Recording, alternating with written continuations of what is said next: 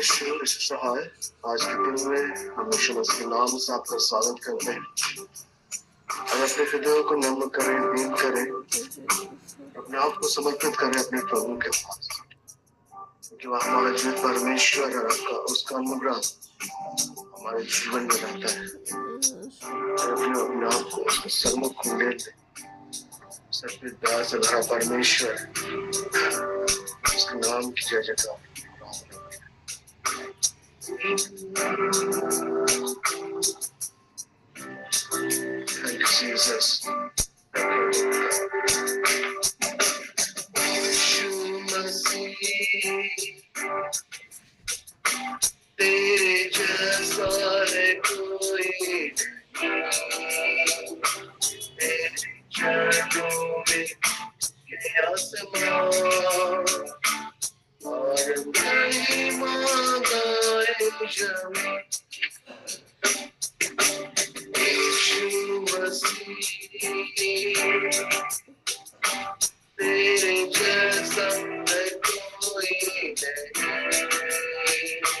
तेरे चरणों में आसमान और महिमा गाए जमीन।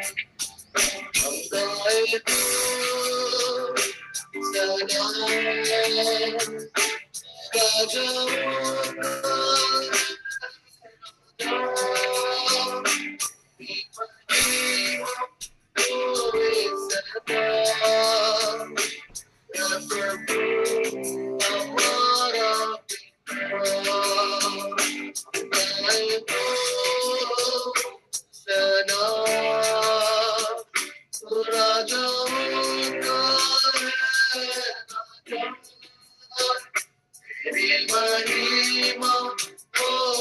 सदा प्रभु हमारा पिता, हमारे पिता, इतना प्यार किया हमें, उससे जाने अपने बेटे को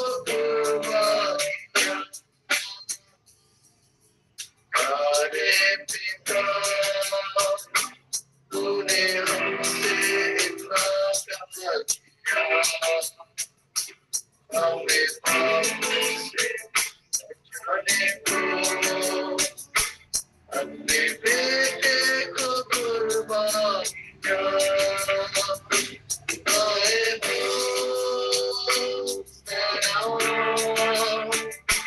राजाओं का राजा, महिमा होवे सदा। प्रभु हमारा पिता, गाए हो सदा राजाओं का राजा, महिमा होवे सदा। प्रभु हमारा पिता, गाए हो सदा राजाओं का राजा, महिमा होवे सदा।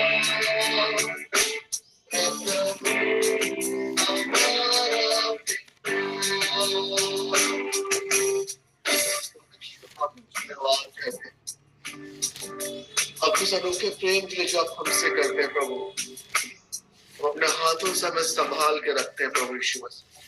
हम पर अपने अनुग्रह को बहुत उंडेलते हैं। हम आपका धन्यवाद करते हैं। अपनी आत्मा को हमारे जीवन में उंडेलते हैं। किताब वचन कहता है कि जिसके कान हो वह सुन ले कि आत्मा कलीसिया से क्या कहता है।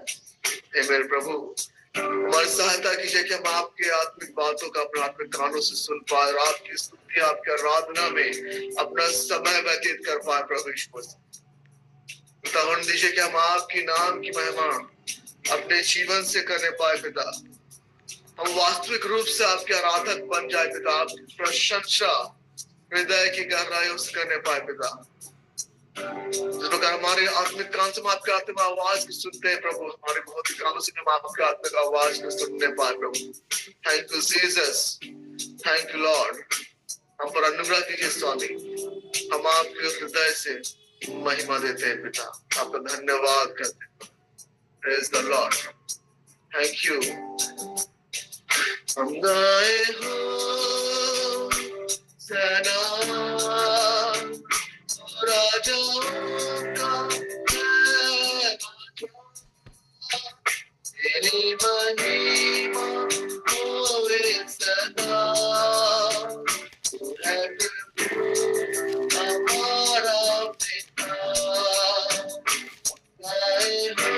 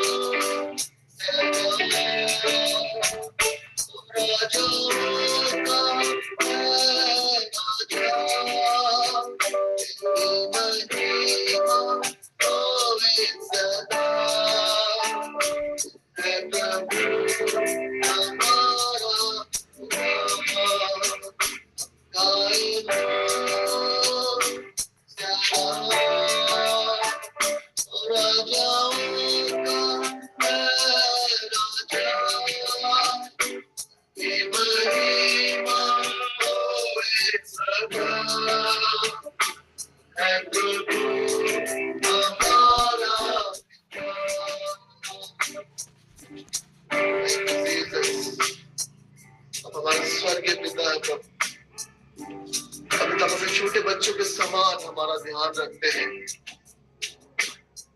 हमें अपने प्रेम से भरते हैं, आपके सामर्थ्य से भरते हैं प्रभु। हम हृदय से आपके नाम की महिमा करते हैं। जब भी हम अपने आप को पुकारा है, आप हमारे साथ हो लिए प्रभु। हर वक्त, हर पल, हर समय जब भी हम आपको पुकारते हैं प्रभु, आप हमें संभाल लेते हैं मेरे परमेश्वर। थैंक यू प्रभु यीशु, thank you God, thank you God प्रभु, थैंक यू जीसस, क्योंकि आप हम पर अनुग्रह करते हैं और आपकी दया हम सबके जीवन में बनी रहती है मेरे परमेश्वर। हम धन्यवाद करते हैं क्योंकि आप हमारे सर्वोपरि हैं। हम हृदय से आपको अपनी हृदय में जगह देते हैं प्रभु, अपने आप को उंडेलते हैं आपके पास प्रभु यीशु।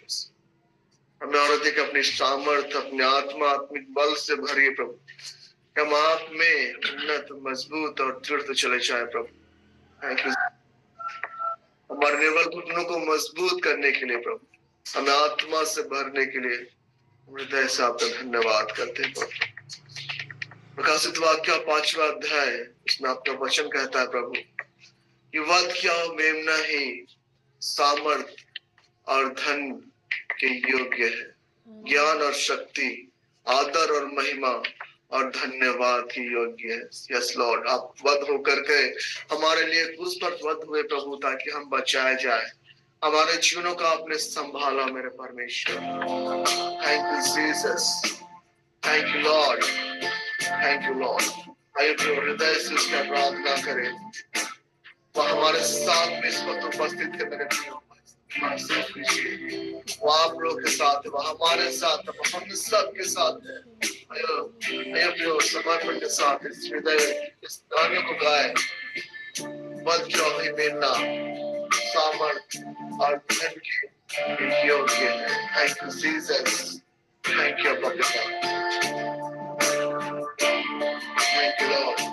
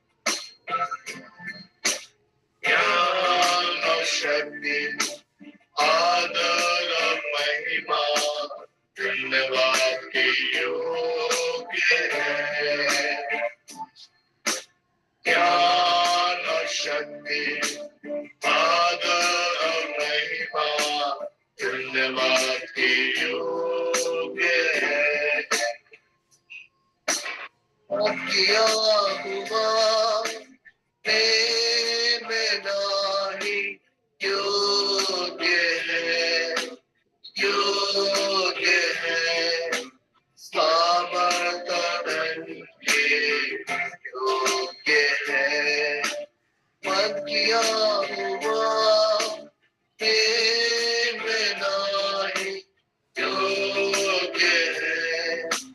योग्य है सामर्थ उनकी है ज्ञान और शक्ति आदर और महिमा धन्यवाद के योग्य है ज्ञान और शक्ति आदर और महिमा धन्यवाद के योग्य है ज्ञान और शक्ति आदर और महिमा धन्यवाद के योग्य है बहुत बहुत धन्यवाद प्रभु क्योंकि अब ज्ञान और शक्ति आदर और महिमा और धन्यवाद के योग्य परमेश्वर है। हम आपको सारी आदर महिमा गौरव और प्रशंसा देते हैं जीसस हमें संभालने के लिए। थैंक यू पवित्र जीवन के लिए। थैंक यू लॉर्ड कि आप हमारे साथ रहते हैं। पवित्र आत्मा हमारे सहायक है। हम आपका धन्यवाद करते हैं हम आपको महिमा देते हैं हम आपकी प्रशंसा करते हैं Lord. Thank you Jesus thank you अब्बा पिता thank you daddy God thank you Jesus. पवित्र आत्मा आप हमारे सहायक है हमें संभाल लेते हैं। Thank you Jesus. आप जैसा सहायक कोई भी नहीं प्रभु कोई भी नहीं केवल आप ही है। आपके नाम की महिमा हम करते रहें।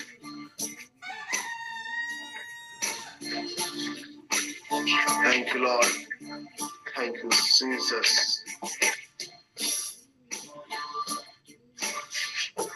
Thank you Jesus thank you Lord.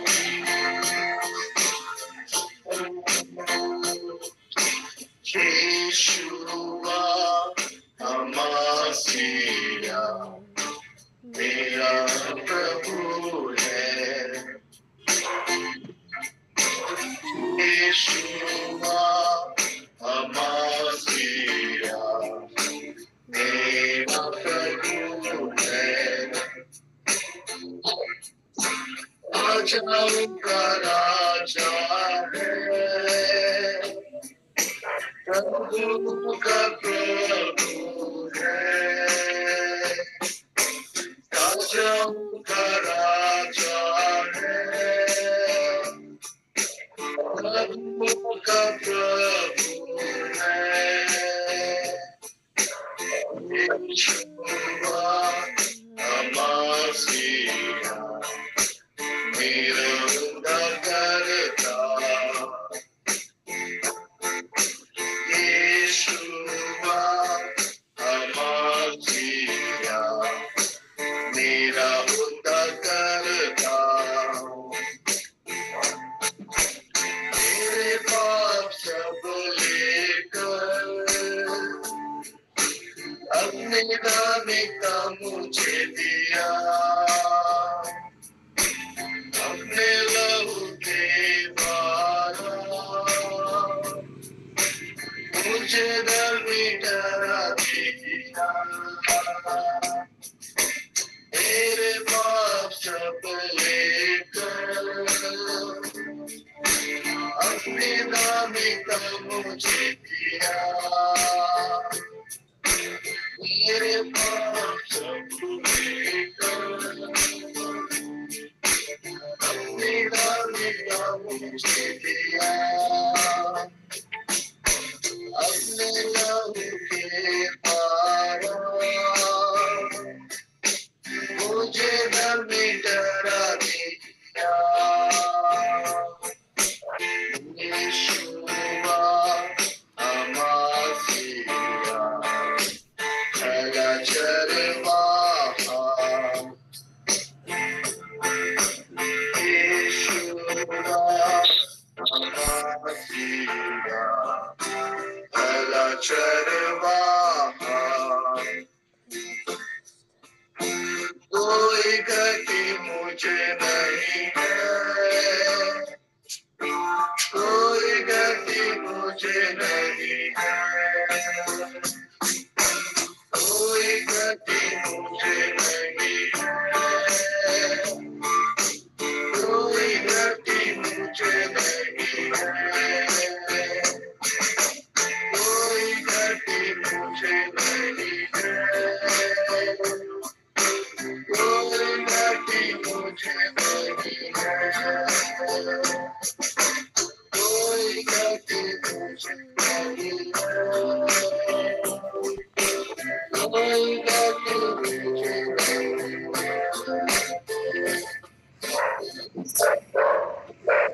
नहीं है, कोई गति मुझे नहीं है, कोई गति मुझे नहीं है, कोई गति मुझे नहीं है। Thank you Jesus. आपकी भरपूरी से जब हम भरे जाते हैं, कोई भी घटना हमारे जीवन में नहीं होती। प्रभु धन्यवाद करते हैं आपकी भरपूरी के लिए पिता, आपके आनंद के लिए प्रभु हम आपका धन्यवाद करते हैं, आपकी महिमा के लिए, आपकी प्रशंसा के लिए हम आपका धन्यवाद करते हैं। थैंक यू जीसस, कि आप हमसे प्रेम करते हैं राजा का राजा।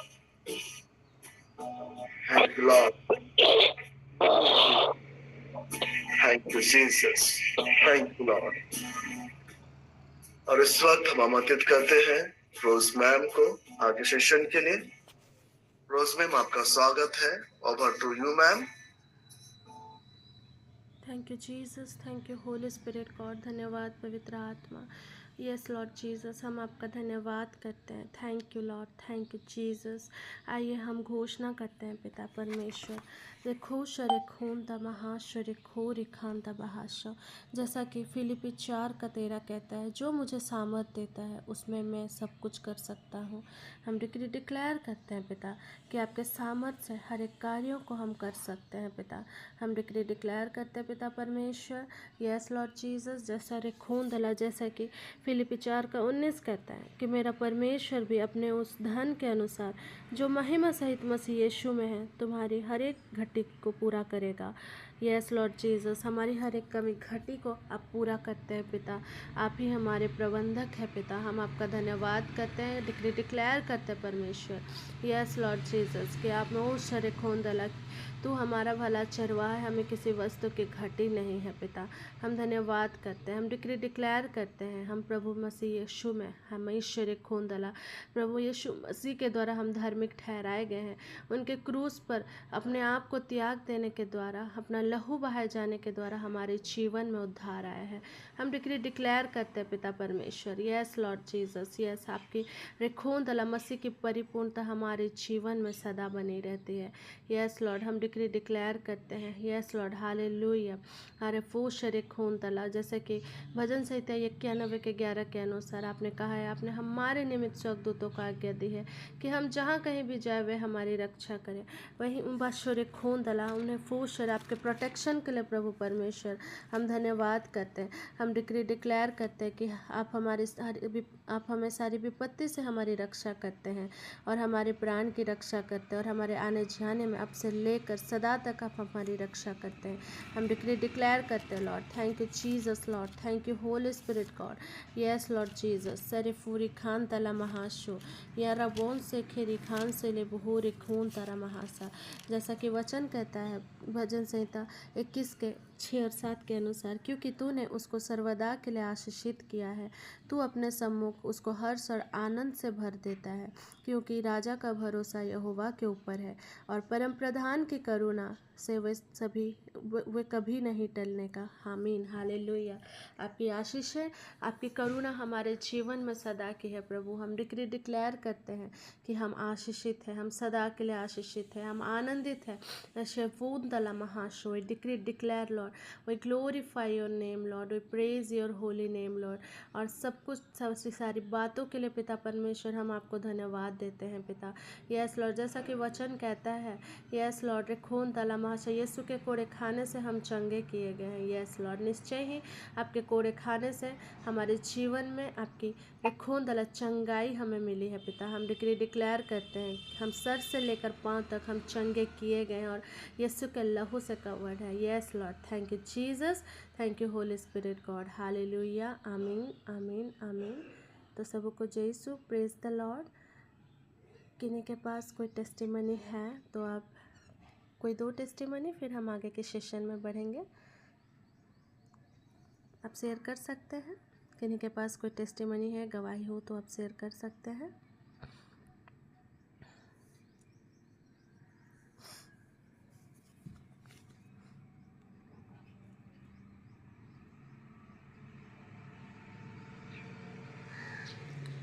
ओके, मेरे पास एक छोटी सी गवाही है। मेरा तबीयत ठीक नहीं था कल से, तो मैं सचमुच में आज प्रभु परमेश्वर को धन्यवाद देती हूँ। आज जब मैं वर्शिप सुन रही थी और प्रार्थना भी कर रही थी तो परमेश्वर ने मुझे चंगाई प्रदान की। तो सारा आदर, महिमा, गौरव, प्रशंसा मैं प्रभु को देती हूँ। All glory to God. और किन्हीं का कोई टेस्टिमनी है तो आप शेयर कर सकते हैं।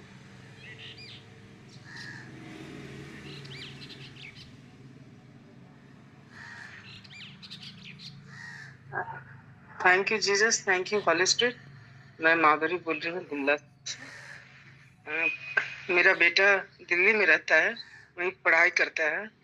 तो वो हमेशा हम उसको प्रेयर के लिए बोलते हैं, जब भी निकलो प्रेयर करना, रात में भी सोने के समय, सारे दिन जो गॉड ने तुम्हारे साथ रहा, हर चीज के लिए धन्यवाद देना। तो ऐसे वो प्रेयरफुल है, फिर भी समय उसको पढ़ाई का भी प्रेशर ज्यादा है, समय शायद कम होता होगा ऐसा, फिर भी हम उसको हमेशा प्रेयर के लिए हमेशा मोटिवेट करते हैं और उसे वचन से बताते हैं। तो लास्ट वीक का बात है कि वो हो गया 4-5 डेज, वो अपने हॉस्टल से जा रहा था कैंटीन खाने के लिए, अपने स्कूटी से ही जा रहा था। हॉस्टल दूर दूर पड़ता है उसके, जहाँ वो रहता है बाहर पे। तो वो जा रहा था स्कूटी से ही, तो अचानक गली जैसा है, कुत्ता लोग उसके ऊपर दौड़ पड़ा। एक कुत्ता उसका पैर को पूरा पकड़ा, लेकिन वो पैर को झटका दे दिया। जीन्स पहना था। फिर उसने मुझे फोन किया, हमको भी टेंशन हो गया। फिर उसने दिखाया पैर, फोटो ये करके, तो कहीं भी स्क्रैच, कहीं कुछ नहीं लगा था। फिर हम उसको बोले जाकर के डॉक्टर को भी एक बार सलाह ले लेने। तो डॉक्टर ने भी देखा और बोले कि कहीं कुछ नहीं लगा है, वो तुम्हारा जीन्स था कि ऊपर से ही पकड़ा और कहीं कुछ नहीं हुआ।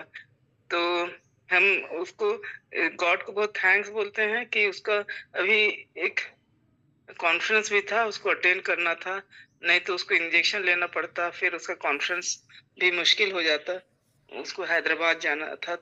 तो इसके लिए हम पिताजी को बहुत धन्यवाद देते हैं कि उसने उसकी रक्षा की। क्योंकि मैंने उसे बोला कि 91 भजन संहिता 91 में लिखा हुआ है कि मैं अपने दूतों को आदेश दूंगा कि वो तुम्हें अपने गोद में उठा ले, कि तुम्हारे पैरों पर पत्थर से चोट ना लगे। तुम हमेशा प्रेयर करना और हमेशा ये सब वचन को बोलते रहना, फिर देखना तुम्हें कुछ नहीं होगा। Thank you Jesus, thank you holy spirit कि बच्चे की रक्षा करने के लिए और कोई भी इंसिडेंट से बचाने के लिए बहुत धन्यवाद देते हैं। Thank you Jesus, thank you holy spirit, thank you Jesus.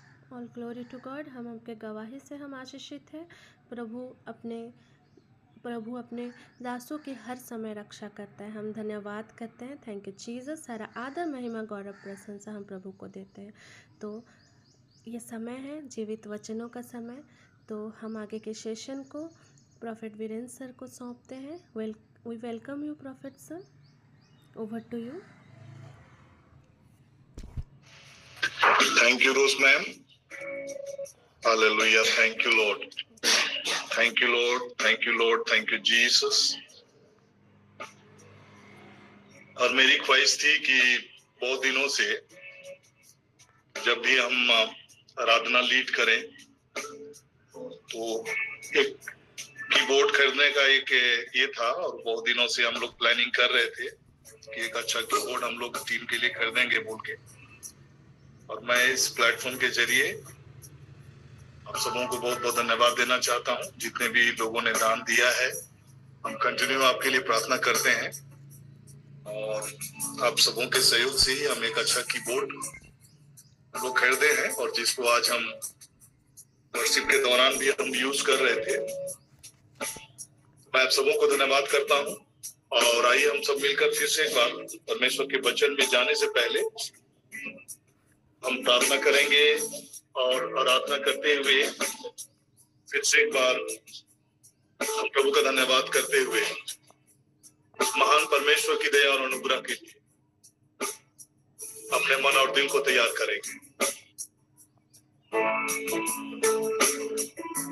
प्यारे पिता, तूने हमसे इतना प्यार किया, हमें पापों से बचाने को अपने बेटे को कुर्बान किया। प्यारे पिता, हमें हमसे इतना प्यार किया, हमें पापों से बचाने को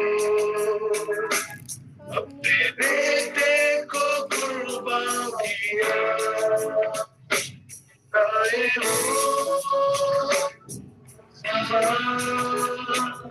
पूरा जाऊंगा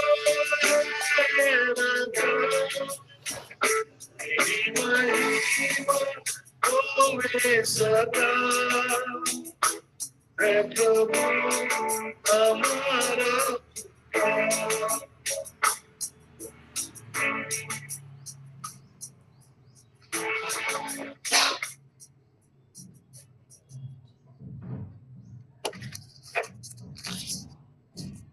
आप सबों को फिर से एक बार मसीह यीशु के नाम से मैं स्वागत करता हूं और आज का टॉपिक बहुत ही गहरा टॉपिक है।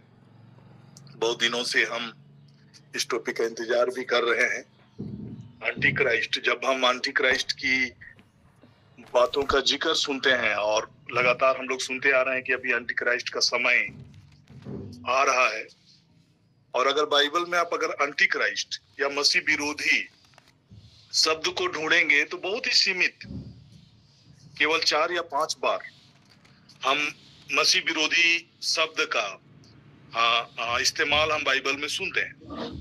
लेकिन उसके बारे में बहुत वर्सेस में, पुराने नियम में और कई बार नए नियम में भी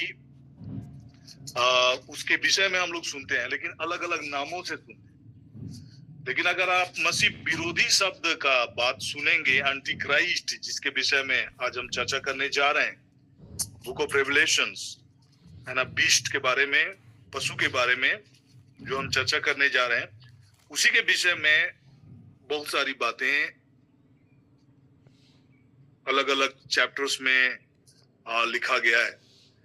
तो जो बातें मैं आज आपके बीच में रखना चाह रहा हूं, आप लोग चाहे तो आप लोग नोट कर सकते हैं और टॉपिक लिख सकते हैं, एंटी क्राइस्ट। और मैं आप लोग सबों को ये बताना भी चाहता हूं कि जब हम एंटी क्राइस्ट के शब्दों को सुनते हैं तो हमें घबराने की जरूरत नहीं है, क्योंकि एंटी क्राइस्ट से भी पावरफुल जो चीजें हैं वो आपके पास है। एंटी क्राइस्ट से भी जो पावरफुल चीजें हैं वो आपके पास है, होली स्पिरिट आपके पास है। और अभी एंटी क्राइस्ट को पूरी रीति से फंक्शन करने के लिए कोई अगर रोक के रखा है तो वह है पवित्र आत्मा। और जब तक पवित्र आत्मा यहाँ पर है, कलीसिया को अगुवाई करता है, कलीसिया को लीड करता है, तब तक एंटी क्राइस्ट प्रकट रूप से प्रस्तुत नहीं हो सकता, प्रकट नहीं हो सकता, क्योंकि होली स्पिरिट उन्हें रोक कर रखा है। तिमोथी 2 का अगर आप 7 में वचन को पढ़ेंगे तो मैं पढ़ रहा हूं, जो मैं कहता हूं उस पर ध्यान दे। दूसरा थेसलोनियंस चैप्टर 2 वर्स 7, क्योंकि अधर्म का भेद अब भी कार्य करता जाता है, पर अभी एक रोकने वाला है, और जब तक वह दूर ना हो जाए वह रोके रहेगा। सो इसीलिए आपको और हमें डरने की जरूरत नहीं है, घबराने की जरूरत नहीं है। मैं इन दिनों कंटिन्यू एक विषय पर मनन कर रहा हूं, और वो मनन का विषय है कि होली स्पिरिट मेरा सहायक है और वो सदा मेरे संग रहता है। तो जब कभी भी इन चीजों को मैंने मनन करना प्रारंभ किया, लास्ट टाइम छुट्टी था और मैं करीब 12 घंटे प्रार्थना में था, और होली स्पिरिट से मैं कंटिन्यू प्रार्थना कर रहा था कि प्रभु कैसे मेरी इंटीमेसी आपके साथ बढ़े, कैसे मैं आपके साथ और क्लोज हो पाऊं। तो उन्हीं दिनों में प्रभु ने मेरे मन में एक बात को डाला, और मैं वाइफ के साथ में भी मिलकर कंटिन्यू इन बात को लेकर प्रार्थना कर रहे थे, और ट्रेमेंडस रिजल्ट्स हम देख रहे हैं।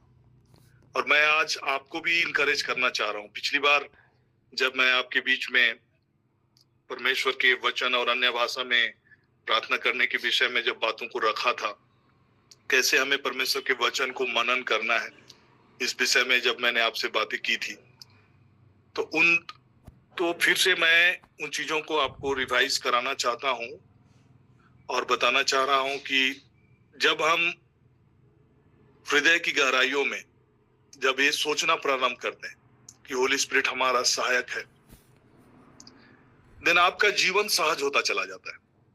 बहुत सारी चीजें जिनको लेकर आप स्ट्रगल कर रहे होते हैं, उसमें आप बहुत ही सहज हो जाते हैं, क्योंकि संकट के समय में अति सहज से मिलने वाला सहायक पवित्र आत्मा हमारे संग, हमारा मददगार, हमारी सहायता करने के लिए वो हमारा संग रहता है।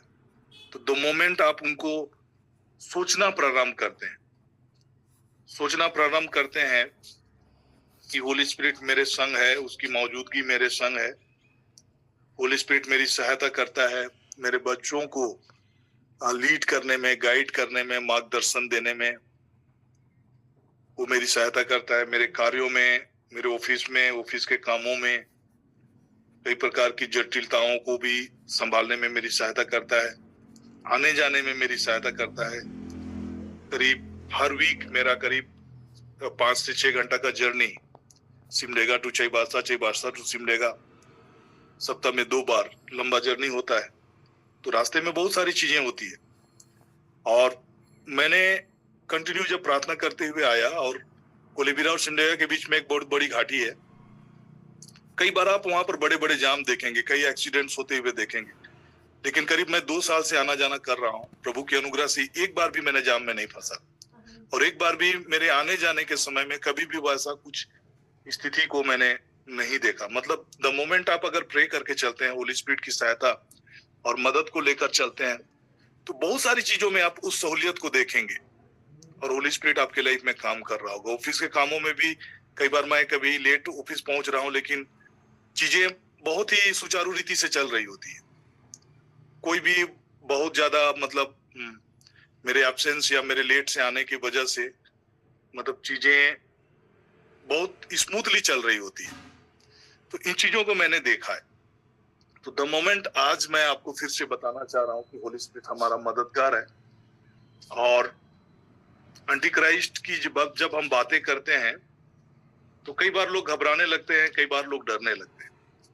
तो आज जो टॉपिक हमारा है एंटी क्राइस्ट, और वो एंटी क्राइस्ट के शब्द के रूप में डायरेक्टली बाइबल में अगर आप प्रकाशित वाक्य 12 को देखेंगे तो वहां एंटी क्राइस्ट शब्द का इस्तेमाल हुआ ही नहीं है ना। वहां दर्शन में जो संत यूहन्ना को दिखाई देता है वो पशु के रूप में दिखाई देता है, और वो एंटी क्राइस्ट जो होगा वो पशु नहीं है। लिटरली आपको समझना है, वो सांकेतिक चीज है, सिंबल है। तो जब सिंबॉलिक चीज, 2 तरह की चीजों को समझना है आप। आत्मिक दर्शन की जब हम बातों को करते हैं तो बहुत सारे आत्मिक दर्शन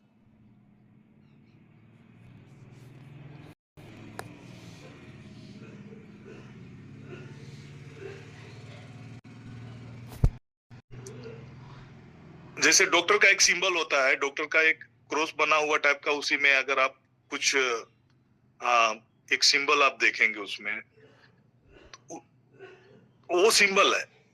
तो उसी तरह से यहाँ पे जो भी बातें आपको एक पशु के रूप में उसका कैरेक्टरिस्टिक या स्पिरिट रियल्म में उसके जो स्वभाव हैं, उनके जो वर्क हैं, उन चीजों को वो बयां करता है। लेकिन एक्चुअली जो एंटी क्राइस्ट होगा वो बहुत ही प्रभावशाली होगा, बहुत ही अट्रैक्टिव होगा, and this will be a person.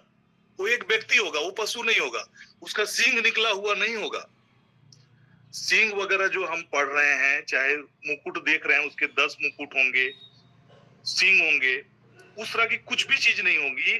वो सिंबॉलिक चीज है, उसका अलग अलग मीनिंग है। तो सबसे पहले हम लोग देखेंगे एंटी क्राइस्ट। तो ये एंटी क्राइस्ट का एक स्पिरिट है जो मसीह का विरोध करेगा। और एंटी जो वर्ड है, अगर आप उसका एंटी का जो मीनिंग होता है, जो उसका एंटी का मतलब होता है अगेंस्ट या विरोध में या उसके बदले में, इंस्टेड ऑफ। तो एंटी जो होगा, मसीही विरोधी जो होगा, वो क्या करेगा? मसीह का विरोध करेगा, पहला चीज। और दूसरा, वो मसीह को रिप्लेस करने का कोशिश करेगा, ये बताने की कोशिश करेगा कि मैं ही मसीह हूं। मतलब झूठा मसीह जिसको हम लोग बोल सकते हैं, और वो अपने आप को मसीह के जगह पर रखने का प्रयास करेगा कि मैं ही मसीह हूं, मैं ही मैसाया हूं। ये उनका प्रयास रहेगा। तो एंटी क्राइस्ट मसीह का विरोधी है, अगेंस्ट है। और एंटी का मतलब जैसे मैंने बताया, one meaning is against and second meaning of anti is instead of. मतलब वो मसीह का रिप्लेसमेंट की तरह अपने आप को प्रकट करेगा कि मैं ही मसीहा हूं, और वो स्वयं उस रीति से प्रकट करने का प्रयास करेगा। तो क्विकली हम लोग चैप्टर लिखेंगे एंटी क्राइस्ट। और बार बार मैं इस चीजों को बता भी रहा हूं कि आपको घबराने की जरूरत नहीं है, एंटी क्राइस्ट को लेकर घबराने की जरूरत नहीं है, क्योंकि जब तक कलीसिया का रैप्चर नहीं हो जाएगा, एंटी क्राइस्ट प्रकट नहीं होगा। वो अभी काम कर रहा है, बैकग्राउंड पे काम कर रहा है, बट वो प्रकट रूप से नहीं आ सकता है जब तक कलीसिया का रैप्चर नहीं हो जाए। तो एंटी क्राइस्ट शब्द का जो बातें हैं, वो एंटी क्राइस्ट के रूप में या मसीह विरोधी के रूप में संत यूहन्ना के द्वारा, यूहन्ना प्रेरित के द्वारा ही इन बातों का जिक्र किया गया है। तो अगर आप संत यूहन्ना का पत्री को खोलेंगे, पहला यूहन्ना चैप्टर 2 वर्स 18, और उसी चैप्टर में उसका 22 शब्द में हम लोग मसीह विरोधी के बारे में सुनते हैं। तो क्विकली आप मसीह विरोधी लिखें, एंटी क्राइस्ट लिखें, उसके बाद इन चीजों को नोट करेंगे। यूहन्ना का पहला पत्री अध्याय 2 पद संख्या 8, संत यूहन्ना का पहला पत्र प्रकाशित वाक्य से जस्ट पहले का जो चैप्टर है, प्रकाशना ग्रंथ से पहले, उसमें संत यूहन्ना का पहला पत्र है अध्याय 2 पद संख्या 18। रोज मैम उनको डिस्प्ले किए हैं स्क्रीन में, आप देख सकते हैं और हम लोग इसको साथ में पढ़ सकते हैं। हे लड़कों, यह अंतिम समय है, और जैसा तुमने सुना है कि मसीह का विरोधी आने वाला है, और उसके अनुसार अब भी बहुत से मसीह के विरोधी उठे हैं। इससे हम जानते हैं कि यह अंतिम समय है। तो मसीह का जो विरोध, मसीह का विरोध वाला जो स्पिरिट है, वो ऑलरेडी फंक्शन में है। आप अगर आए दिन अगर आपके इर्द गिर्द में चीजों को होते हुए देखेंगे, तो मसीह का विरोध वाला जो स्पिरिट ऑटोमेटिक काम कर रहा है। तो इससे हमें क्या इंडिकेशन मिल रहा है कि हम अंत के समय में, यही इसका एक चिन्ह है कि हम लोग अंत के समय में जी रहे। लेकिन अभी जो मसीह विरोधी जिसके विषय में अभी हम अध्ययन करने वाले हैं, वो अभी आया नहीं है। उसका स्पिरिट फंक्शन कर रहा है। मसीह के विरोधी उठ खड़े हुए हैं, बहुत से मसीह के विरोधी उठे हैं। हम जानते हैं कि यह अंतिम समय है, लेकिन जो एग्जैक्ट जो मसीह विरोधी जिसको हम एंटी क्राइस्ट बोलते हैं, वो अभी प्रकट नहीं हुआ है, मतलब वो आने वाला है। 18 वचन के आधार पर अगर 22 वचन को हम लोग देखेंगे, तो वहां पर क्लियर डिस्क्रिप्शन है कि वो एंटी क्राइस्ट होगा कौन, झूठा मसीह होगा कौन। तो झूठा कौन है? केवल वह जो यीशु के मसीह होने का इनकार करता है, और मसीह का विरोधी वही है जो पिता का और पुत्र का इनकार करता है। तो इस वचन के आधार पर हम क्लियरली हम जान पा रहे हैं कि मसीह विरोधी होगा कौन। वो मसीह का विरोध करेगा, वो वही मसीह विरोधी होगा।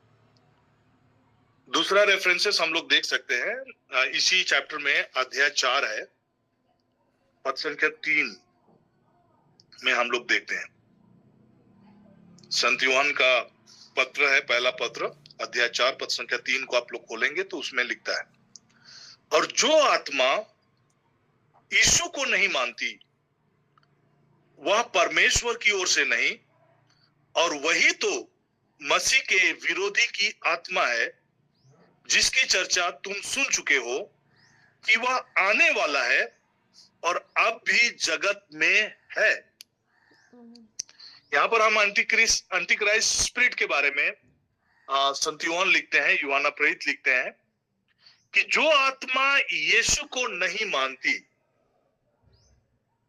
जो आत्मा यीशु को नहीं मानती वह परमेश्वर की ओर से नहीं, और वही तो मसीह के विरोधी की आत्मा है, जिसकी चर्चा तुम सुन चुके हो कि वह आने वाला है और अब भी जगत में है।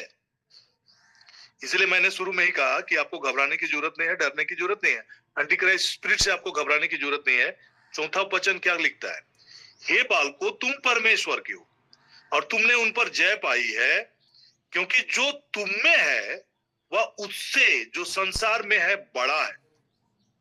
He that is in you is greater than the one which is in this world. He that is in you, जो आप में है वह उससे बड़ा है जो इस संसार पर है। तो अभी हम लोग इस संसार पर जो है उसके विषय में हमने सुना, तो वो क्या है?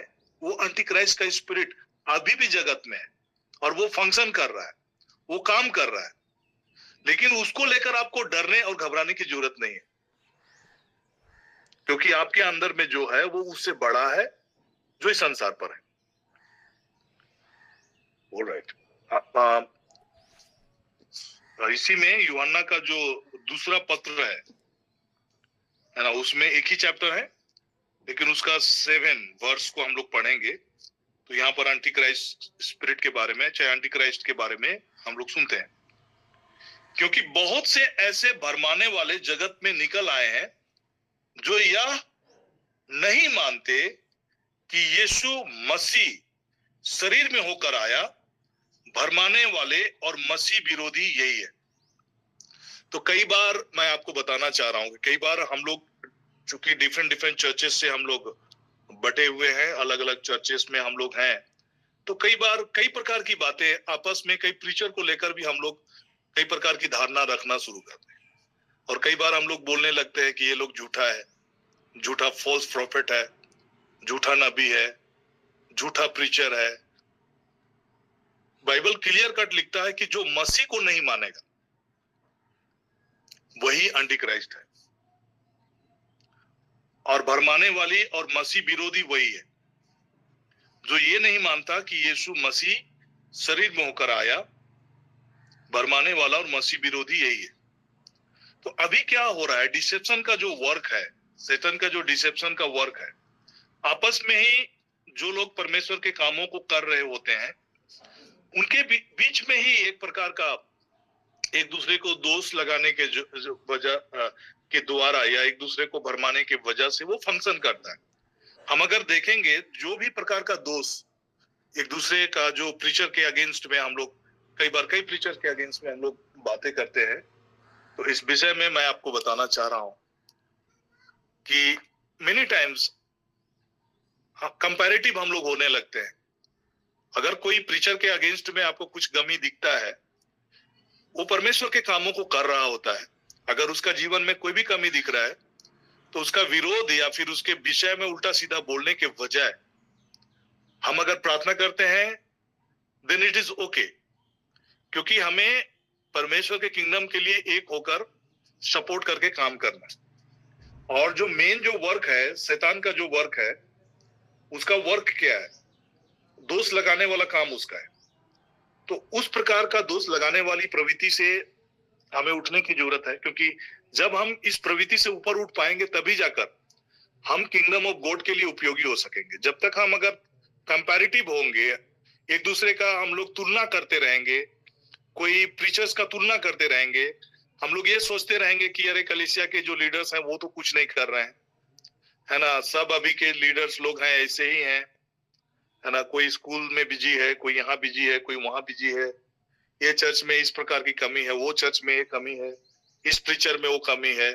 मतलब इस प्रकार की प्रवृत्ति लेकर अगर आप और हम चलेंगे तो आज किंगडम के लिए जो हमारी उपयोगिता होना चाहिए, जो प्रभाव होना चाहिए, वो कहीं ना कहीं उसके वजह से हैम्पर होता है, और स्पिरिट ऑफ द लॉर्ड का जो मूव है वो सप्रेस होता है, और प्रभु का जो अभिषेक का जो प्रवाह हमारा जीवन में होना चाहिए वो उसका हम कहीं ना कहीं हम दमन करते। तो जब मैं इस विषय में अध्ययन कर रहा था तो स्पिरिट में मैंने इस बात को फील किया कि क्यों हम लोग रेस्ट्रिक्ट हो जाते हैं, क्यों हम परमेश्वर के लिए वो फ्लो में काम नहीं कर पाते हैं। तो कई बार हमारी इस प्रकार की मानसा के वजह से, चाहे हमारा एक दूसरे को कंपेयर करने के वजह से, दूसरों की कमी घटी को लेकर एक दूसरे पर दोषारोपण करने की वजह से कई बार हम स्पिरिचुअली हम अपने आप को रेस्ट्रिक्ट कर रहे होते हैं। हम लोग एक दूसरे को रेस्ट्रिक्ट कर रहे होते हैं एंड हमको समझ में नहीं आ रहा होता है। हमारे अंदर में एक ज्वाला है, उत्साह है कि हमें किंगडम ऑफ गॉड के लिए काम करना है, परमेश्वर के राज के लिए काम करना है। उसके बावजूद हम काम नहीं कर पाते हैं क्योंकि हम कई ऐसे सेवक होते हैं जो सिंसियरली काम कर रहे होते हैं। हो सकता है कि वे आपके कलीसिया से बिलोंग नहीं करते होंगे, बट दे आर इंडिपेंडेंट वे में परमेश्वर के किंगडम की बढ़ोतरी के लिए वे काम कर रहे होते हैं, और हम उनके टांग खींचने में लगे होते हैं या फिर उसकी कमी घटी को देखने में हम लोग लगे होते हैं और कंपेयर कर रहे होते हैं, और एक दूसरे को बढ़ने से उनके लिए प्रार्थना करने के बजाय हम उसकी शिकायत और उनकी निंदा और उनकी बारे में अफवाहें की बातों में हम जुड़कर उनके बारे में दोष लगाने के जरिए हम अपने आप को परमेश्वर के किंगडम के लिए प्रभावी होने से हम रोक रहे होते हैं। क्योंकि unity, spirit of unity Holi spirit का है, और जब हम लोग यूनाइट होते हैं, जब हम एक दूसरे के लिए धीरज रखते हैं, एक दूसरे के लिए प्रार्थना करना शुरू करते हैं, तभी जाकर हम एक फ्लो में बढ़ पाएंगे। तो मैं एक वचन पढ़ रहा हूं, यहाँ पर दो प्रकार के कैरेक्टरिस्टिक्स जो है वो सेटन का है। पहला वो भरमाने वाला होता है और दूसरा जो है दोष लगाने वाला। तो प्रकाशित वाक्य 12:9 और 10 को मैं पढ़ रहा हूं। तब वह अजगर अर्थात वही पुराना सांप जो इब्लिस और शैतान कहलाता है, सारे संसार का भरमाने वाला पृथ्वी पर गिरा दिया गया और उसके दूत के साथ गिरा दिए गए। फिर मैंने स्वर्ग से यह बड़ा शब्द आते हुए सुना, अब हमारे परमेश्वर का उद्धार और सामर्थ और राज और उसके मसीह का अधिकार प्रकट हुआ है। पहला है साल्वेशन, मतलब उद्धार का सुसमाचार हमारा प्रायोरिटी होना है। कहीं भी अगर हम किसी के लिए चंगाई के लिए भी प्रार्थना करें, किसी के समस्याओं के लिए भी प्रार्थना करें, तो फर्स्ट प्रायोरिटी इज साल्वेशन, क्योंकि ये लाइफ तो हमारा सीमित लाइफ है। इसके बाद हमारे लाइफ में जो मेन काम, जो फंक्शन है, वो उद्धार का ही है। तो उद्धार का संदेश देना मेन इंपॉर्टेंट और प्रायोरिटी हमारा लाइफ है। हम दुष्ट आत्माएं भी निकाल रहे हैं, हम कुछ भी कर रहे हैं, लेकिन अगर उद्धार का संदेश हम नहीं दे पा रहे, देन ये प्रायोरिटी हमारा है, उद्धार का संदेश। सेकंड, सामर्थ। सामर्थ कहने का मतलब क्या हुआ? सामर्थ मतलब जितनी भी प्रकार की हीलिंग, चंगाई, डिलीवरेंसेस जो भी होते हैं, आप उद्धार के मैसेज के साथ जब जाएंगे तो बाकी सब चीजें फॉलो होगा। देन उसके बाद है राज, अल्टीमेटली वो किंगडम ऑफ गॉड जो के भागी होने के लिए हम लोग बुलाए गए, और मसीह का राज्य प्रकट होने वाला है, और जिसके हम सभी कोई जो लोग उद्धार प्राप्त होते हैं, प्रभु को अपना मसीह और उद्धारकर्ता के रूप में अपना जीवन में देखते हैं, वे उसके राज के अधिकारी होंगे। और जैसे कि हम हे हमारे पिता की प्रार्थना भी करते हैं, तो जब हम मिलेनियम रूल में आएंगे तो मैं एक एक वचनों को कहां पर मिलेनियम रूल, जो 1000 ईयर्स का प्रभु मसीह का इस पृथ्वी पर का जो राज है, उसके विषय में बहुत सारे वचन हैं जो पुराने नियम में, नए नियम में हैं, और कई बार हम उन चीजों को देख नहीं पाते कि वो उन वचनों का मेन मतलब क्या है। तो इसी बातों को लेकर मिलेनियम रूल में प्रभु यीशु मसीह का शासन के विषय में बाइबल लिखता है, और उसको लेकर यहाँ तक कि यहूदियों के बीच में भी कंफ्यूजन था। जब प्रभु यीशु मसीह पहली बार इस पृथ्वी पर आए, तो पहली बार उसका जन्म का जो मेन पर्पस था वो था उद्धार, और यहाँ तक कि संत जोसेफ को भी यही संदेश स्वर्गदूत ने सुनाया था कि जो पुत्र जन्म लेगा उसका नाम आप ईसा रखना, क्योंकि वो अपने लोगों को उनके पापों से मुक्ति दिलाएगा, उनके पापों से उद्धार कराएगा। यही चीज। और स्वर्गदूतों का भी संदेश जो चरवाहों को था कि आज तुम्हारे लिए दाऊद के नगर में तुम्हारे लिए मुक्तिदाता, उद्धारकर्ता मसीह यीशु का जन्म हुआ। तो प्रभु यीशु का जो पहला प्रकट होना इस पृथ्वी पर उद्धारकर्ता के रूप में प्रकट होना था।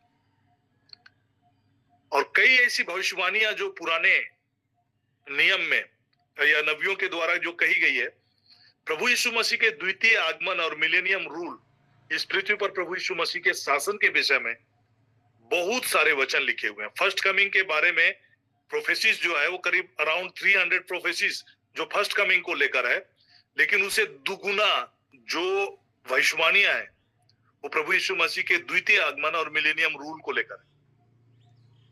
और जब फर्स्ट जो आगमन है प्रभु यीशु मसीह का उद्धारकर्ता के रूप में इस पृथ्वी पर आकर अपने आप को क्रूस पे बलिदान करना, ये सारी भविष्यवाणी जो है वो एक एक भविष्यवाणी पूरी हुई। सब चीज वैसा ही हूबहू पूरा होता चला गया। तो जो सेकेंड कमिंग का जो मिलेनियम रूल का जो भी भविष्यवाणी है वो भी अक्षरता फुलफिल होने वाला है, और उसके हम बहुत करीब में अभी चल रहा है। तो हमारा जो टॉपिक है आज एंटी क्राइस्ट चैप्टर 13, इस पर हम लोग आज चर्चा करेंगे। तो कई बार जब हम चैप्टर 13 रेवलेशंस के चैप्टर 13 को पढ़ते हैं तो उसका कंपैरेटिव स्टडीज जब भी हम करते हैं तो साथ ही साथ हम दानियल का भी किताबों को पढ़ते हैं। दानियल का अध्याय 7 को पढ़ेंगे, 8 को पढ़ेंगे, 9 को पढ़ेंगे। तो इसमें बहुत सारे डिस्क्रिप्शंस ऑफ एंटी क्राइस्ट के बारे में पाएंगे।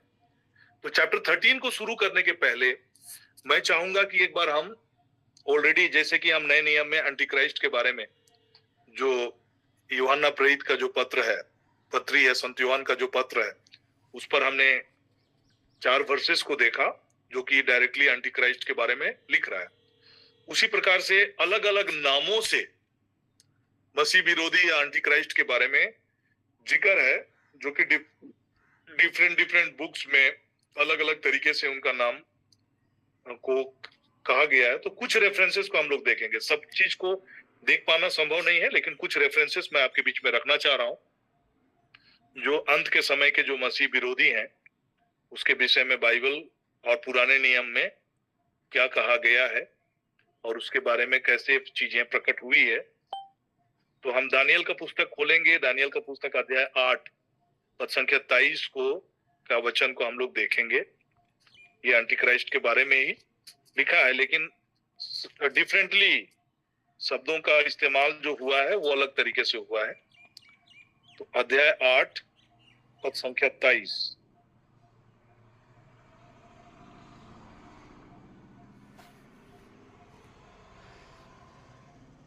यहां पर लिखता है कि उन राज्यों के अंत समय में जब अपराधी पूरा बल पकड़ेंगे तब क्रूर दृष्टि वाला और पहेली बुझने वाला एक राजा उठेगा।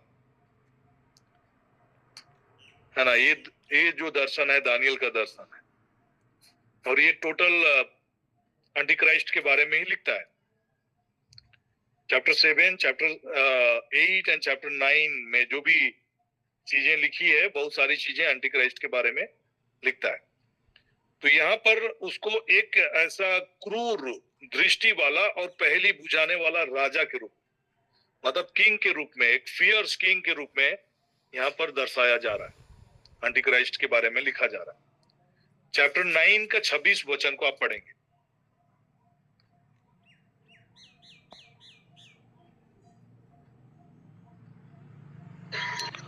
उन 62 सप्ताहों के बीतने पर अभिषिक्त पुरुष काटा जाएगा और उसके हाथ कुछ न लगेगा, और आने वाले प्रधान की प्रजा नगर और पवित्र स्थान को नष्ट तो करेगी, परंतु उस प्रधान का अंत ऐसा होगा जैसे बाढ़ से होता है, तो भी उसके अंत तक लड़ाई होती रहेगी, क्योंकि उसका उजड़ जाना निश्चय ठान लिया गया है। वह प्रधान, उसको एक प्रधान के रूप में हम लोग जिक्र सुन रहे हैं। चैप्टर 9 में अगर आप देखेंगे तो उसको एक प्रधान के रूप में, मतलब वो हेड के रूप में, एक लीडर के रूप में, एंटीक्राइस्ट जो आएगा वो ही will be the leader, one of the leader के रूप में वो होगा, एक प्रभावी लीडर होगा। तो उसके कैरेक्टरिस्टिक के बारे में भी अगर हम लोग जिक्र करेंगे तो हम लोग देखेंगे कि वो इतना प्रभावशाली लीडर होगा, उसके शब्दों को लेकर लोग आकर्षित हो जाएंगे, मंत्रमुग्ध हो जाएंगे, और बहुत बड़ा ओरेटर होगा, उनके शब्दों से सब भ्रमित हो जाएंगे और लोग ऐसा उसको एक लीडर के रूप में देखेंगे। तो he will be a very good orator, बहुत अच्छा भाषण देने वाला, बहुत अट्रैक्टिव, भीड़ को आकर्षित करने वाला, ही विल बी द लीडर।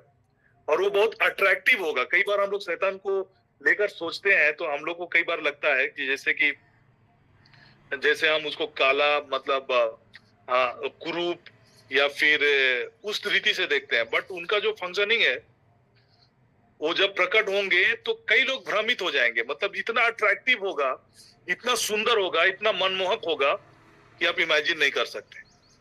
तो उसका वो डिस्क्रिप्शन, तो हम लोग जब उसके डिस्क्रिप्शन बाइबल में सुन रहे हैं कि उसका 10 सिंग, ये सिंग, वो सिंग, उस तरह का चीजें उस तरह से प्रकट नहीं होगा। ही will be a human being, एक इंसान की तरह होगा, एक प्रभावी लीडर की तरह होगा, बहुत अच्छा बोलने वाला होगा और बहुत ही अट्रैक्टिव होगा, दिखने में भी बहुत सुंदर होगा।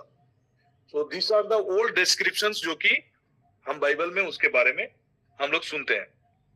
तो चैप्टर 11 में भी उसके बारे में थोड़ा सा जिक्र है। 11 का 21 में आप देखेंगे,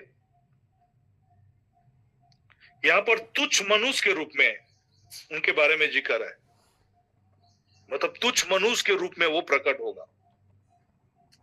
जकराया का 11 का 16-17 आप भी लिख लेंगे। जकराया का 11 का 16 का 17 सबको नहीं पढ़ रहे हैं। दूसरा थेसलोनियंस चैप्टर 2 का 3 और 8, इसको हम लोग पढ़ेंगे, पहले भी पढ़े हैं लेकिन फिर से हम लोग पढ़ेंगे। दूसरा थेसलोनियंस चैप्टर 2 का 3 और उसी का 8 पद।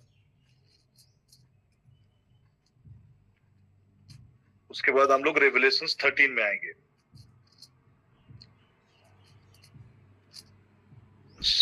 सेकंड थेसलोनियंस चैप्टर 2 वर्स 3, किसी रीति से किसी के धोखे में न आना, क्योंकि वह दिन ना आएगा जब तक धर्म का त्याग ना हो ले और पाप का पुरुष अर्थात विनाश का पुत्र प्रकट ना हो। तो एंटीक्राइस्ट के विषय में जो बातें लिखी गई है वो पाप का पुरुष अर्थात विनाश का पुत्र के रूप में हम लोग यहाँ पर जिक्र सुनते हैं। जैसे शुरू में ही मैंने कहा कि एंटीक्राइस्ट बोल के आपको बहुत जगह लिखा हुआ नहीं होगा, बट उसका संकेत उसी को लेकर है। तो यहाँ पर थेसलोनियंस का 2 का 3 में आप उसको पाप का पुरुष या विनाश का पुत्र के रूप में हम उसका जिक्र सुनते हैं। 8 वचन को यहाँ पर 8 वचन में उसको अधर्मी के रूप में बयां किया गया है। तब वह अधर्मी प्रकट होगा। उसी का 8 वचन में उसको अधर्मी के रूप में दिखाया गया। और उसी का रेवलेशंस में उस चैप्टर 13 में हम उसको एक पशु के रूप में देख रहे हैं।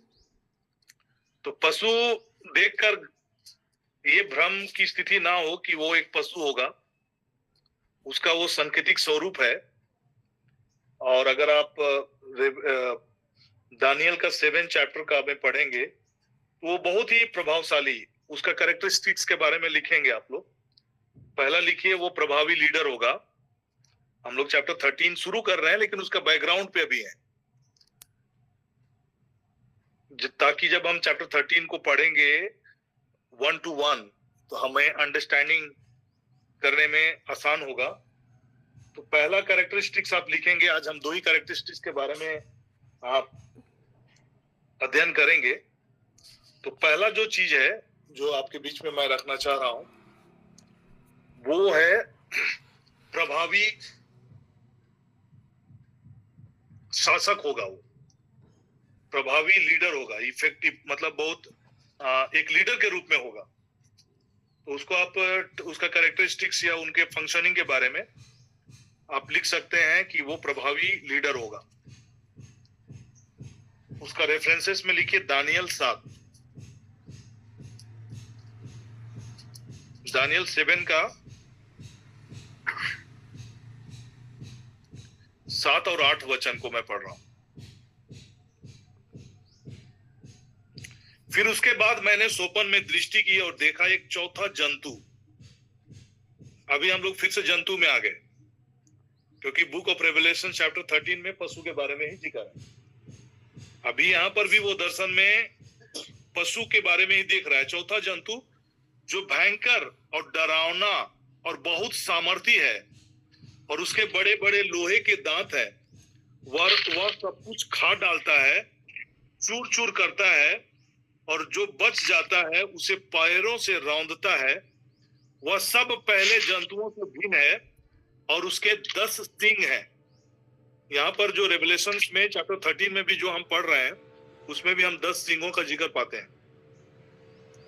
उसके 10 सिंग हैं, और मैंने उन सिंगों को ध्यान से देख रहा था, तो क्या देखा कि उनके बीच एक और छोटा सा सिंग निकला, और उसके बल से उन पहले सिंगों में से 3 उखाड़े गए। फिर मैंने देखा कि इस सिंग में मनुष्य की सी आंखें और बड़ा बोलने वाला मुंह भी है। तो ये सिंग उस राजा को दर्शा रहा है जो कि प्रकट होगा धीरे से। शुरू में एक छोटा सा राजा की तरह होगा, बट वो बड़ा होगा, और उसका जो मेन जो पावर होगा वो उसका बोलने की शक्ति होगी। अपने बोलने की शक्ति से लोगों को अपनी ओर अट्रैक्ट करेगा और मंत्र मुग्ध कर लेगा, और लोग उनको एक लीडर के रूप में लोग देखेंगे। तो पहला जो कैरेक्टरिस्टिक्स उनका है वो बोलने वाला व्यक्ति होगा, प्रभावशाली तरीके से बोलने वाला होगा। शुरू में बहुत छोटा से उभर कर आएगा और 3 सिंगों को वो उखाड़ देगा। कहने का मतलब क्या है? बिना लड़ाई किए वो छल से उनको ये कर देगा, मतलब उनको अपने बोली में उलझाकर अपने कंट्रोल में चीजों को लेना प्रारंभ करेगा। दानियल का 8 उसका 25 पद, हम लोग अभी उसके बोलने की क्षमता के बारे में लिख रहे हैं, सुन रहे हैं। 25, उसकी चतुराई के कारण उसका छल सफल होगा और वह मन में फूल कर निडर रहते हुए बहुत लोगों का नाश करेगा। वह सब हाकिम के विरुद्ध में भी खड़ा होगा, परंतु अंत को वह किसी के हाथ से बिना मार खाए टूट जाएगा। मतलब अल्टीमेटली उनका नाश प्रभु यीशु मसीह के प्रकट होने के समय होगा। तो पृथ्वी पर के कोई भी लोग उसका विरोध नहीं कर पाएंगे, कोई भी उसका नाश नहीं कर पाएंगे, बट अल्टीमेटली जो उसका अंत है, जो कि हम लोग ऑलरेडी जानते हैं कि प्रभु यीशु मसीह जब आएंगे तो वो एंटीक्राइस्ट को भी वो कैप्चर करेंगे और अथाह खून पर उसको भी डालेंगे। तो चैप्टर रेवलेशंस में हम लोग आएंगे और रेवलेशंस का चैप्टर 13 का 5 पद को हम लोग देखेंगे कि कैसे वो प्रभावशाली होगा उसके बोलने की क्षमता की वजह से। तो रेवलेशंस में भी उन्हीं बातों को हम लोग सुन रहे हैं। 13 चैप्टर,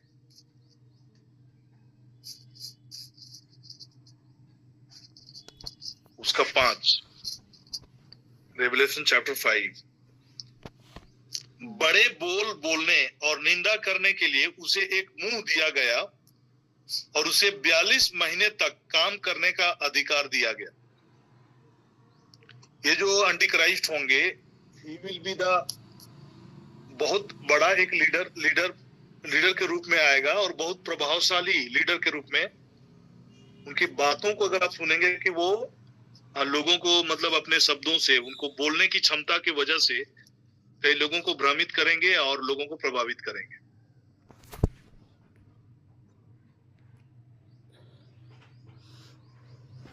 बहुत ही अट्रैक्टिव।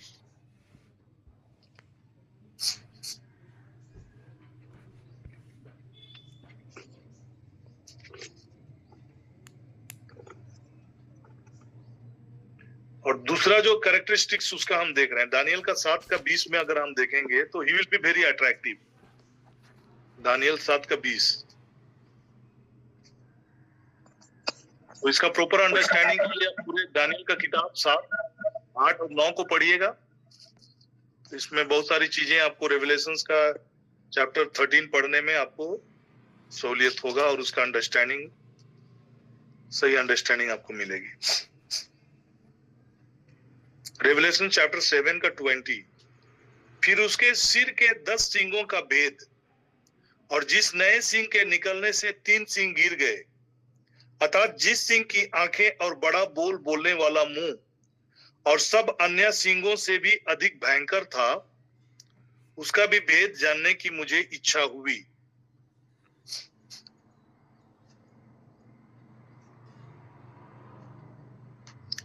और फिर मैंने देखा कि वह सिंह पवित्र लोगों के संग लड़ाई करके उन पर उस समय तक प्रबल भी हो गया। एक समय सीमा तक वो प्रबल होता रहेगा, और जब तक वह अति प्राचीन ना आया और परम प्रधान के पवित्र लोग न्यायी ना ठहरे और उन पवित्र लोगों के राज्य अधिकारी होने का समय ना आ पहुंचा। कहने का मतलब प्रभु यीशु मसीह के द्वितीय आगमन का समय जब तक ना आ गया, मतलब वो ठहराया हुआ समय, जो ट्रिबुलेशन पीरियड का जो 7 साल का जो समय है और एंटी क्राइस्ट का जो 3.5 साल का जो लास्ट में बहुत ही प्रभावशाली तरीके से जो समय होगा, 42 महीने करके उनका कई जगह जिक्र किया जाता है। तो 42 महीने की जब हम बात करते हैं, पूरा लाबा शेबोरे लिखे शेखे ने मैंने खेरे लिखे, वो 3.5 साल का समय को दर्शाता है। तो 3.5 साल का जो समय है वो प्रभावी तरीके से वो काम करेगा। तो अति प्राचीन कहने का मतलब प्रभु यीशु मसीह और परम प्रधान के पवित्र लोग न्यायी ना ठहरे और उन पवित्र लोगों के राज्याधिकारी होने का समय ना आ पहुंचे। यहाँ पर राज्याधिकारी होने का समय ना पहुंचे कहने का मतलब मिलेनियम रूल में आप प्रभु यीशु मसीह के संगी वारिस होकर उनके संग राज्य करने के लिए हम लोग प्रभु यीशु मसीह के संग मिलेनियम रूल में हम राज करेंगे। डिफरेंट एरिया में हम प्रतिनिधि नियुक्त करेंगे और प्रभु यीशु मसीह यरूशलेम से वो राज्य करेंगे, वो और सब उसी के अधीन होंगे।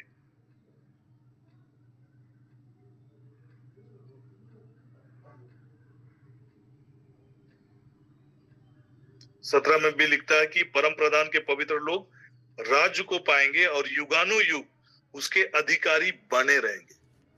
तो ये सारा जो डिस्क्रिप्शन है बहुत मिला जुला है। एंटी क्राइस्ट के बारे भी है, सेकंड कमिंग के बारे भी है और मिलेनियम रूल के बारे में भी है, जब हम प्रभु यीशु मसीह के संग उसके राज्य के अधिकारी होकर युगानुयुग उसके अधिकारी हम लोग बने रहेंगे।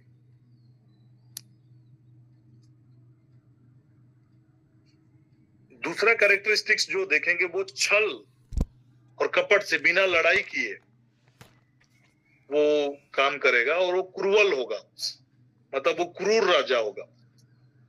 तो दानियल 7 में ही हम उसका जिक्र पाएंगे। तो चैप्टर 7 में फिर से जाएंगे दानियल का, उसका 8 वचन ऑलरेडी हम लोग पढ़े हुए हैं। 7 का 8,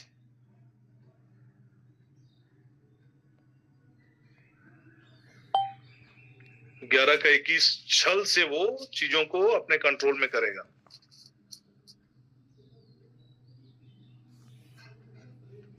उसके स्थान में एक तुच्छ मनुष्य उठेगा जिसकी राज्य प्रतिष्ठा पहले तो ना होगी, तो भी वह चैन के समय आकर चिकनी चुपड़ी बातों के द्वारा राज को प्राप्त करेगा।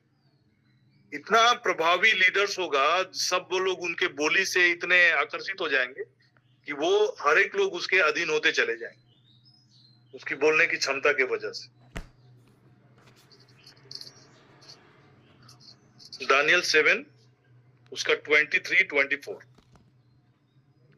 उसने कहा कि उस चौथे जंतु का अर्थ है एक चौथा राज जो पृथ्वी पर होकर सब राज्यों से भिन्न होगा और सारी पृथ्वी का नाश करेगा और दांव कर चूर चूर करेगा।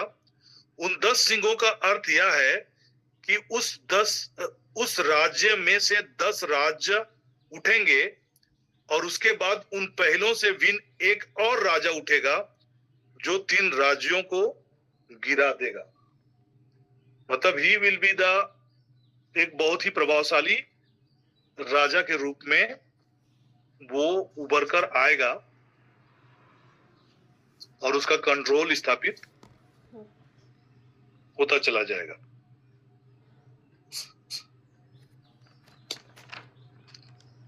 उसी का 25 में हम लोग देखेंगे। और वह परम प्रधान के विरुद्ध कहेगा और परम प्रधान के लोगों को पीस डालेगा। मतलब इतना क्रूअल होगा वो। आप इमेजिन कर सकते हैं कि अगर आप मसीही इतिहास को देखेंगे तो सबसे क्रूअल राजा के रूप में नीरो को प्रकट किया जाता है, और हिटलर और बहुत सारे जो इतिहास में आप पढ़ेंगे कि कितने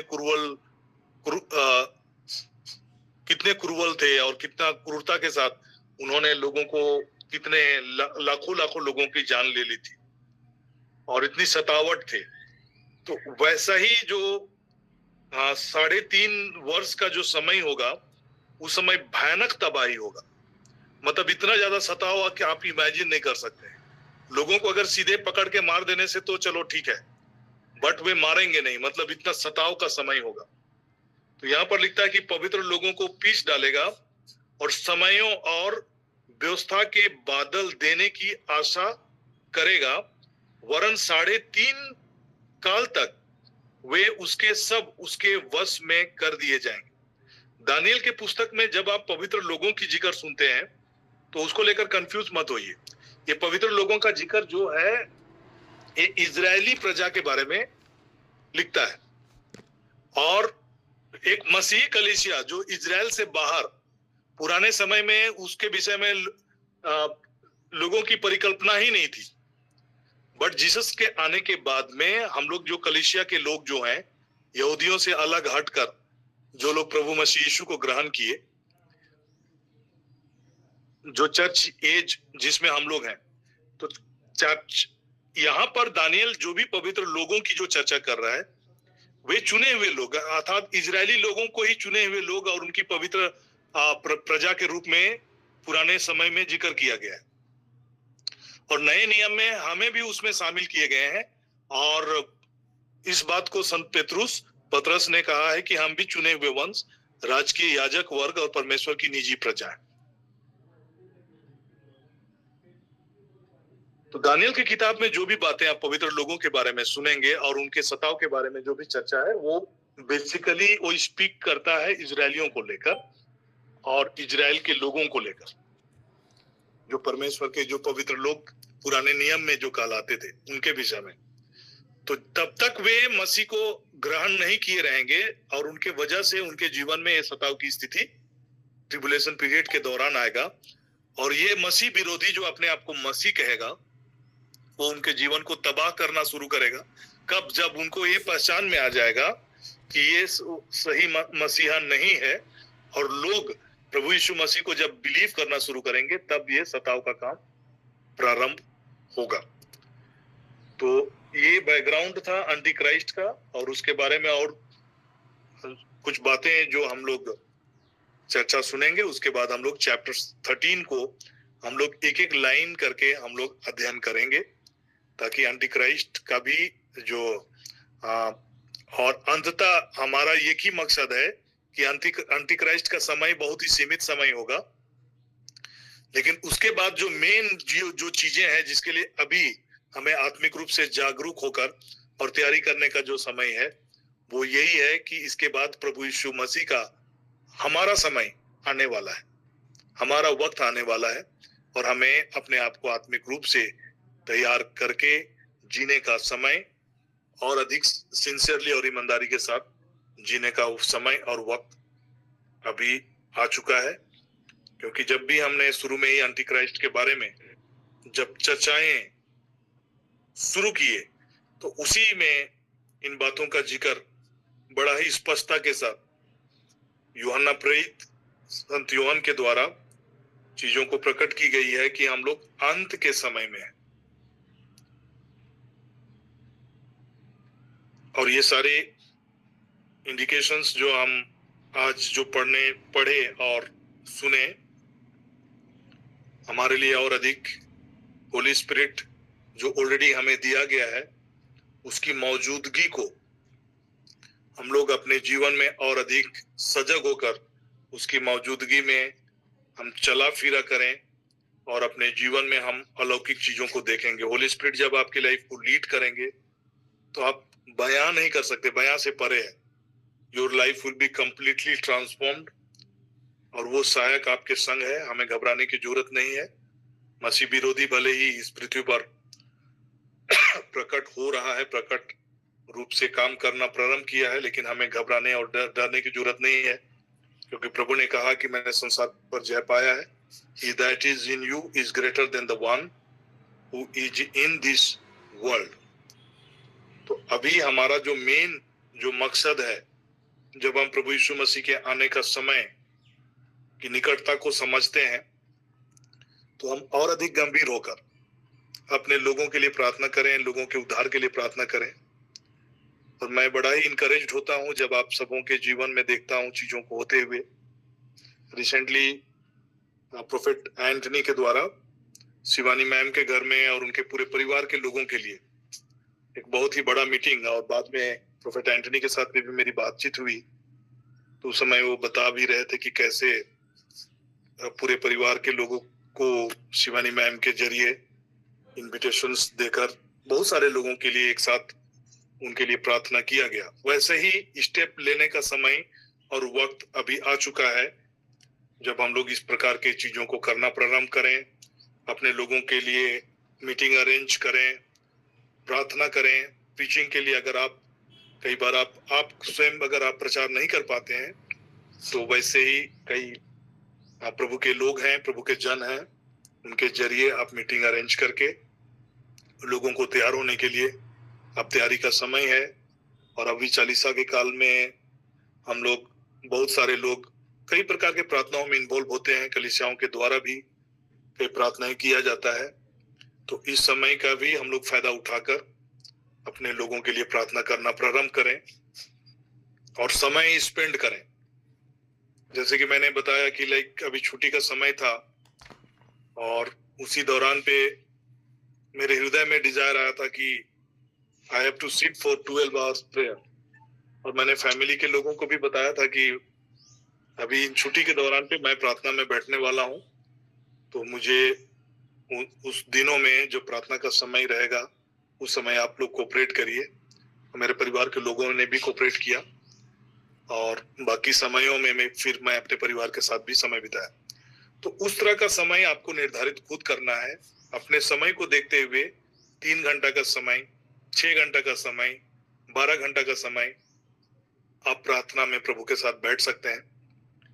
और मैं भी आपको गाइड करने के लिए यहाँ पर हूँ कि गाइड कर सकूं कि कैसे आप 12 घंटा कैसे कंटिन्यू प्रार्थना कर सकते हैं।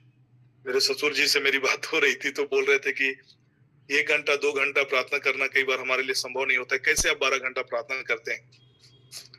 तो वो सारी चीजें भी अब धीरे धीरे सीखेंगे। और जब हम होली स्पिरिट की अगुवाई में चलेंगे तो सारी चीजें हमारे लिए सहज हो जाएगा। प्रभु यीशु मसीह जब प्रार्थना करते, रात रात भर प्रार्थना करते थे, वो कैसे करते थे? तो वो सारे चीजें हम सबों के लिए सीखने का विषय है, जानने का विषय है।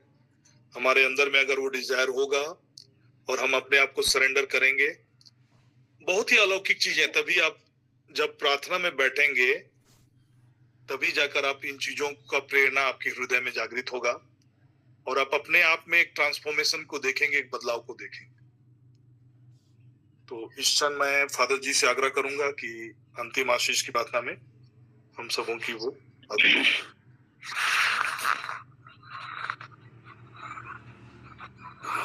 आइए हम बड़े आदर के साथ में एक हृदय होकर के, एक मन होकर के, आत्मा के द्वारा संचालित होकर के हमने वचन को सुना है।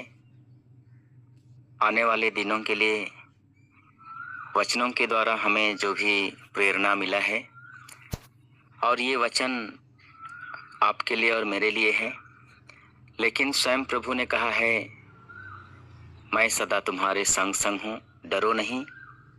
तुम कल की चिंता क्यों करते हो? जब हम प्रभु के साथ में हैं तो स्वयं प्रभु यीशु हमारी हर एक जरूरतों को पूरा करते हैं, चिंताओं को समाप्त करते हैं।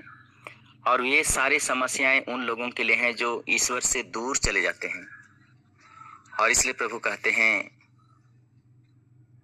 शरीर तो दुर्बल है लेकिन आत्मा तो तत्पर है, इसलिए जागते रहो और ईश्वर में विश्वास करो और इसी से तुम्हारा मुक्ति होगा। आज जागने और जगाने का समय है। जिस समय हम जागे उसी समय से सुबह सवेरा होता है। बहुत सारे लोग अभी तक जाग नहीं पाए हैं आध्यात्मिक जीवन में, और ऐसे लोगों के लिए अभी तक सुबह नहीं हुआ है। बहुत सारे जगहों में इन दिनों हम आध्यात्मिक साधना के लिए जाते हैं। बहुत सारे लोग बहुत नीरस पड़े हुए हैं। कहीं कहीं देखने को मिला, जहां मैं नहीं गया था पर मैंने देखा, केवल विद्यार्थी बच्चों को बैठा दिया गया है। माता पिता महुआ चुनने में व्यस्त हैं या अन्य कार्यों में व्यस्त हैं। ये हमारा कार्य जिंदगी में नहीं समाप्त होता है, लेकिन ये परमेश्वर की कृपा को हमें ढूंढने की आवश्यकता है, क्योंकि प्रभु ने कहा है यदि तुम मेरे पास आओगे तो मैं तुम्हारे पास आऊँगा। हम इस प्लेटफॉर्म में इसलिए भी जुड़ पाते हैं क्योंकि हमारे पास साधन है, सुविधा है, मोबाइल है। शायद इसी के लिए कहीं पर हम लोग एक साथ बुलाया जाना होता तो बहुत कम लोग रहते। तो इन सारी बातों पर मनन करें और आइए हम इन बातों को, जिसको हमने सुना है, ये निश्चित रूप से होने वाला है और होगा। ये आपकी बात नहीं है, मेरी बात नहीं है, प्रोफेट्स लोगों की बात नहीं है, लेकिन ये बाइबल वचन में लिखा हुआ है। तो आइए हम बड़े गहराई के साथ में हम मनन करें जीवन के बारे में। अनमोल जीवन है, थोड़ा जीवन है। क्या हम सचमुच में उस एंटी क्राइस्ट के लिए हम तैयार हैं, या उन दिनों के लिए हम उसके योग्य पाए जाएंगे? महान और जीवित परमेश्वर, वचन सुनाने वाले, वचन सुनने वाले सभी मेरे प्रियों को, माता पिता, भाई बहनों को, बेटे बेटियों को आशीर्वाद देना। हम तेरे हैं और सदा तेरा ही रहना चाहते हैं। आइए हम महान और जीवित परमेश्वर के द्वारा आशीर्वाद ग्रहण करेंगे। प्रभु के नाम में ही हमारा कल्याण है। प्रभु आप लोगों के साथ हो और आपकी आशीर्वाद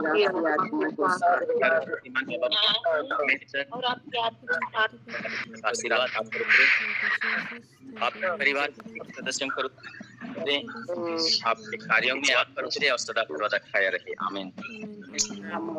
आमीन। जय श्री राम।